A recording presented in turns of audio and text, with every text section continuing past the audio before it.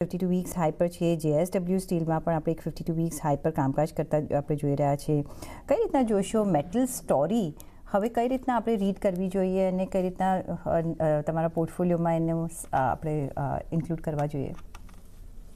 તો મેટલ સેક્ટરમાં જો પ્રીતિ પહેલા તો સમયસીમા 2 થી 2.5 વર્ષની હોવી જોઈએ, કારણ કે આંતરરાષ્ટ્રીય સ્તર પરથી જે સમાચારો આવે છે એને લઈને સમાચારની ઉપર નિર્ભર હોય છે કે કઈ જાતની વધઘટ તમને જોવા મળે છે.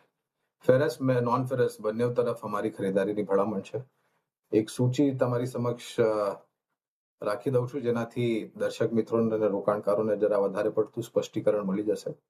Tata steel, JSW steel, Jindal steel, Hindalco, Vedanta, Hindustan zinc, NMDC અને નાલ્કો, આ લગભગ 6 કે 7 કંપનીઓ છે જ્યાં આગળ પાયાના મતે ખરીદારીની ભલામણ છે.